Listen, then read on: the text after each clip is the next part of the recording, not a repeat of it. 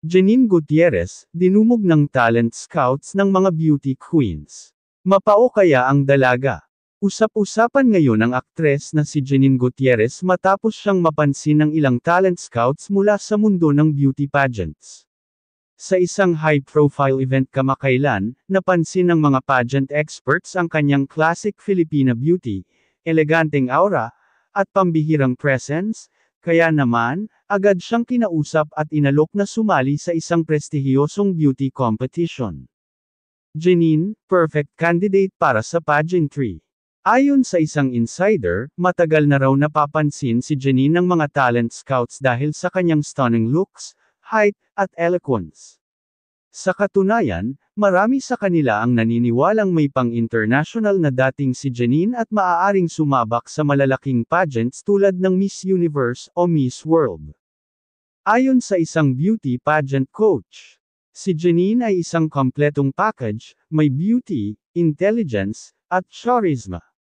Kung papayag siya, tiyak na magiging malakas siyang kandidata. Ano ang sabi ni Janine? Sa isang recent interview, natanong si Janine tungkol sa posibilidad ng pagsali niya sa pageantry. Natawa muna ang aktres bago sumagot. Flattered ako na napapansin nila ako para sa ganitong field. Pero for now, masaya ako sa acting at sa ibang projects na ginagawa ko. Tingnan natin kung anong mangyayari sa future.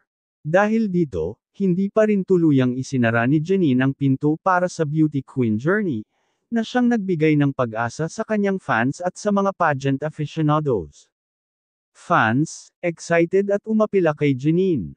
Matapos kumalat ang balita, agad na nag-react ang mga fans at hinimok si Janine na subukan ang beauty pageant world. Janine for Miss Universe 2026. Grabe, bagay na bagay siya. Sana matupad to. She has the beauty and brains for it. Please Janine, kahit one time lang. Ang ganda mong candidate. Mapao kaya ang dalaga? Sa ngayon, tila mas focus si Janine sa kanyang acting career.